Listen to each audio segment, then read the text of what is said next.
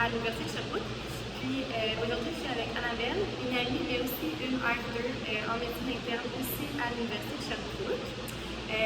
Donc aujourd'hui, le but de notre petite vidéo, c'est un peu de démystifier c'est quoi la médecine interne, essayer de comprendre un peu comment Annabelle a vécu son début de résidence là, depuis le début de son parcours à la résidence.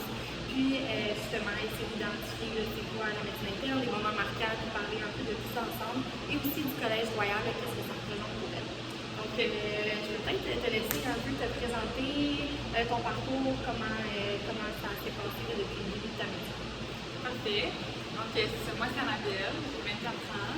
Et en ce moment, je suis résidente en deuxième année à l'Université de Sherbrooke en médecine interne, donc au tronc commun de médecine interne. Moi, j'ai eu un parcours assez standard. J'ai passé par le secondaire, moi, j'étais sur la rive de Montréal. J'ai étudié au cégep à Montréal. Puis, j'avais déjà des débuts de la médecine, donc je suis rentrée à l'Université de Sherbrooke pour faire mon doctorat en médecine. Ensuite, la résidence à Sherbrooke également. Puis est-ce qu'à travers ton parcours préclinique à l'extérieur, à quel moment que tu as su, par exemple, que la médecine interne, ça pouvait être quelque chose pour toi, par exemple? Moi, c'est vraiment à l'extérieur. En fait, au prédoc, j'avais la misère à savoir un peu c'est quoi qui m'intéressait. Je trouve que c'était pas abstrait, c'était pas concret, justement, là, de avoir des intérêts sur la théorie, mais en pratique, c'est tellement différent. Parce que c'est vraiment à l'extérieur que j'ai pu réaliser quels spécialistes c'est quoi, quels sont les domaines de chacun. J'ai vraiment vu que c'était vraiment avec la médecine interne que ça m'accrochait plus. Super, c'est vraiment intéressant. Puis c'est vrai qu'on voit beaucoup de théories dans la clinique et tout ça, mais une fois que tu es sur le terrain, c'est là que tu vois vraiment ce que ça fait le spécialiste. Ouais. Puis est-ce que depuis le début de ta résidence, il y a comme un moment marquant que tu as vécu qui t'a fait dire ah oui, c'est vraiment la médecine interne, le choix que j'ai fait, le meilleur choix que j'allais faire? C'est une bonne question. J'ai pas de moment marquant, là, un moment en tant que tel, mais je dirais que c'est plus quand j'ai commencé à côtoyer les soins intensifs. Quand on a commencé avec des gardes en R1 aux soins intensifs, c'est quand même épeurant au début, puis on dit que, en rentrant en médecine, on ne sait pas vraiment c'est quoi exactement la médecine. C'est assez flou, surtout les émissions à Grey's Anatomy, tout ça. Puis au final, c'est peu représentatif de ce qu'on fait réellement. Mais les soins, ça se rapproche quand même de ce qu'on pense de la médecine. Et en tout cas, moi, ce que je pensais de la médecine en rentrant en médecine. Puis là, en faisant les gardes, je trouvais ça vraiment valorisant. C'est sûr que c'est un département qui peut être fort en émotion, autant des rêves que des lots. Puis je trouvais ça vraiment impressionnant de voir un patient rentrer extrêmement malade, de se poser la question comment ce patient-là on va faire pour le sauver, comment on va faire pour le traiter. C'est des gens qui sont vraiment précaires. Puis après ça, les voir quelques jours plus tard, tourner le coin, puis partir à la maison sur leurs deux pieds, puis retourner dans leur milieu de vie. Pour moi, c'est quelque chose qui me valorisait beaucoup et qui me fascinait. C'était comment c'est ça la médecine, c'est ça la médecine interne. On a vraiment un sentiment de. C'est ça, de venir en aide, c'est plus concret. Ce que je comprends, c'est surtout le sentiment de se faire vraiment une différence dans la vie du patient qui arrive avec justement tellement de problèmes de santé, super mal en point, puis que quelques jours plus tard, on est capable de faire marcher et de faire sortir. C'est ça. On dirait que les chirurgiens, ils ont plus cet aspect-là de que c'est concret. Il y a un problème, on le perd dans le vie. En médecine interne, on a moins ça, mais aux soins, je trouve qu'on allait jamais rechercher ce côté-là qui est plus satisfaisant pour aller. C'est vraiment intéressant. Est-ce que tu dirais que autant que c'est valorisant d'un point de vue personnel, professionnel et tout ça, mais en termes de clinique, là, au niveau du patient, un patient qui arrive avec tellement de problèmes de santé comme ça, est-ce que ça peut être difficile, challengeant par moment justement d'essayer de trouver vraiment ce que le patient a? C'est sûr, parce que les enjeux sont plus élevés aussi. Tu sais, quand il y a quelqu'un qui est hospitalisé, mais qui va quand même relativement bien, on a du temps, on est moins stressé, on a moins de pression, mon soin intensif, c'est rare que ça va bien. Exact. Fait que ils seront pas là sinon. On a plus cette stress-là, cette pression-là d'agir et de donner des traitements rapidement. Mais en même temps, je pense qu'on a quand même des outils là, pour traiter ces gens-là. Au final, ça reste une tension aussi. C'est bien ça. Fait que c'est vraiment un challenge qui est quand même positif là, au final d'avoir un patient. C'est pas pour tout le monde, mais c'est ça. Mais je pense que on peut tourner à notre avantage. Puis est-ce que tu pourrais nommer, mettons, une qualité ou quelque chose justement un bon interniste pourrait avoir, ou un étudiant, mettons, qui se demande à la médecine interne ce serait pour moi, est-ce qu'il y a une qualité qu'il devrait posséder, par exemple, pour justement se diriger dans cette spécialité?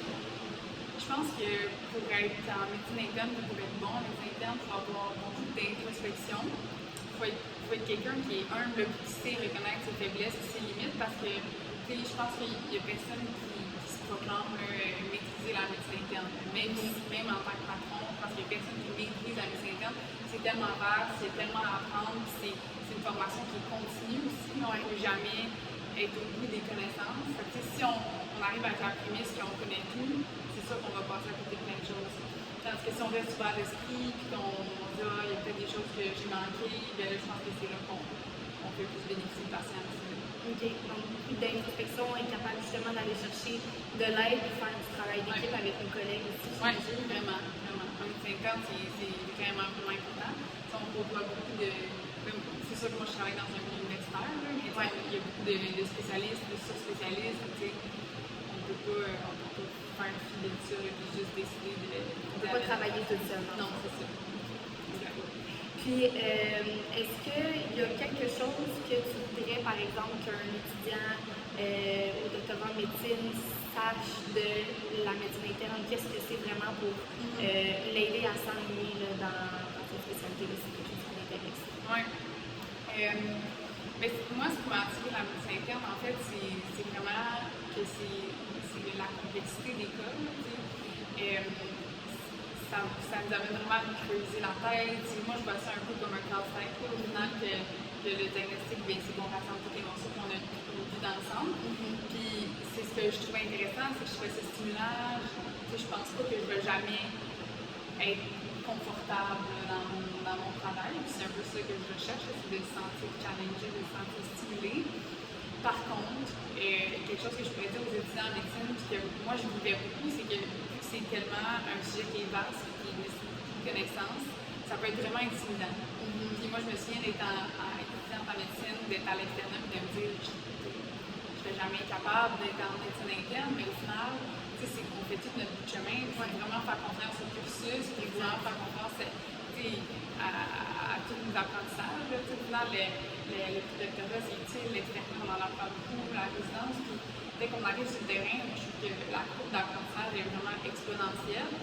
Fait que c'est facile de dire, de se sentir intimidé par ceux qui sont les étudiants, qu'on est étudiants, les résidents, qu'on est externes, etc.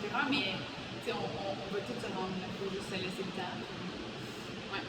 Fait que de ne pas se laisser arrêter par la complexité que ça peut représenter dans les temps comme plus tôt dans le cursus de la médecine. Puis aussi, c'est de savoir qu'on va être confortable dans une zone grise, par exemple. C'est ça.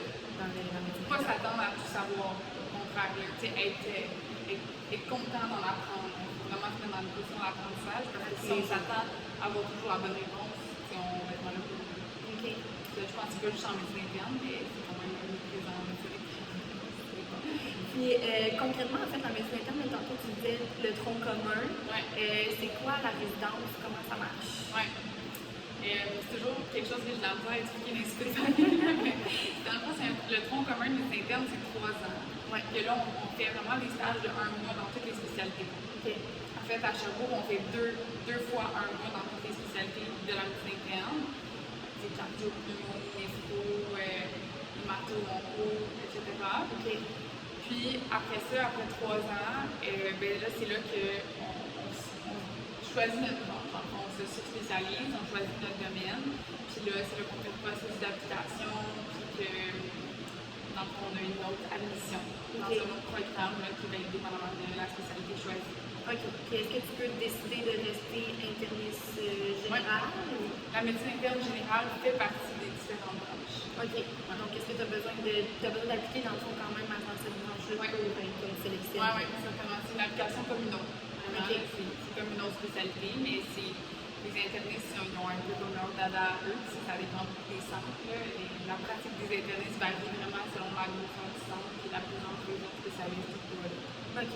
Fait que c'est comme un deuxième cœur, de ce que j'entends. C'est vraiment ça. Le deuxième cœur, c'est dans le tronc commun, comment tu peux te préparer pour justement arriver à ta deuxième application?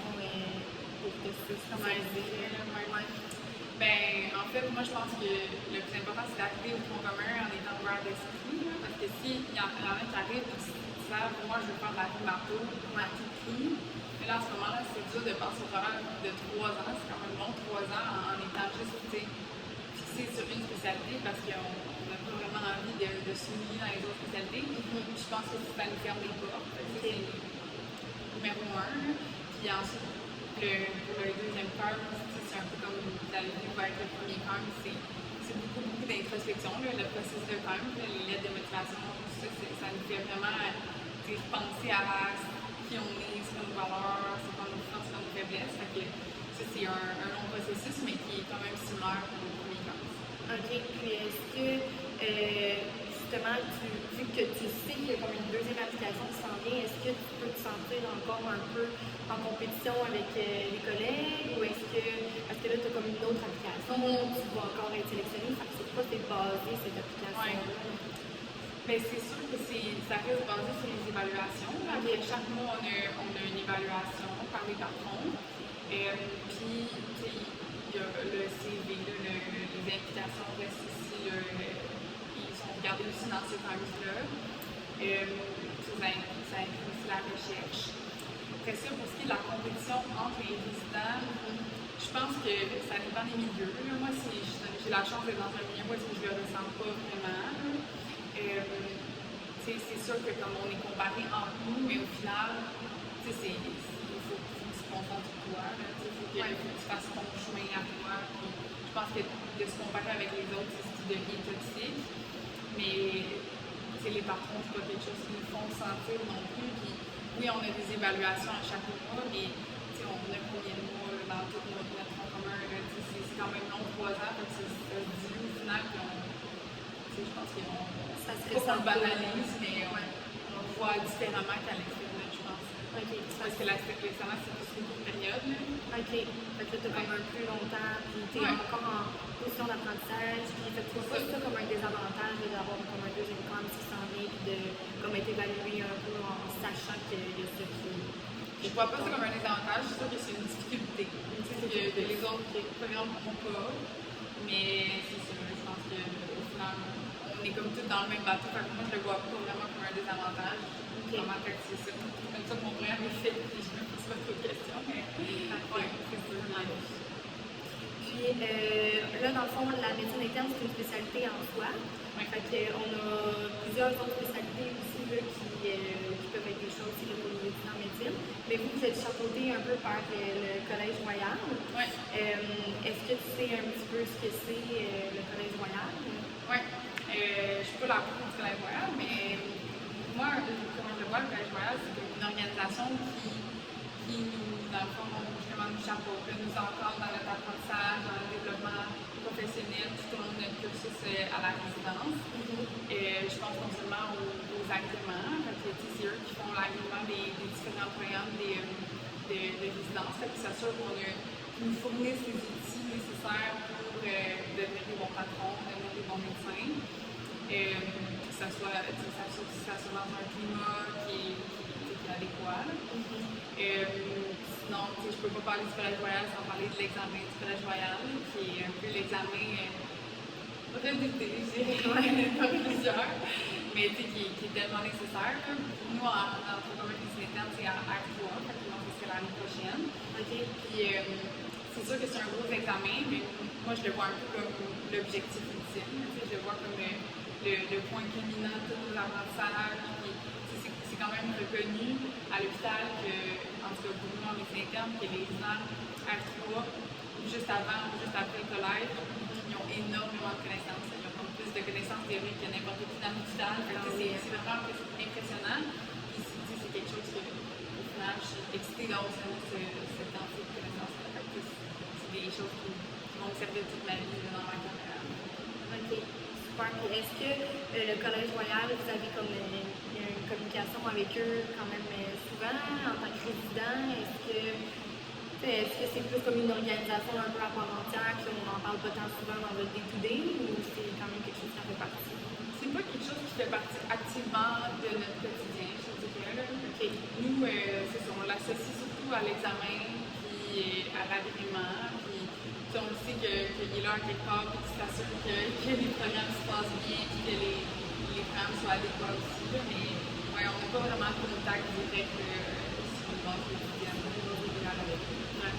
Puis est-ce qu'ils font comme des préparations aux examens justement là, du collège ou des webinaires que mettons, vous avez accès, vous pouvez comme, aller faire ou, Ouais. Ça, je pourrais pas te dire encore. Tu sais, ça va s'en venir. J'ai vu un peu mes collègues plus moi passer à travers ça, mais je suis pas encore dedans à 100%.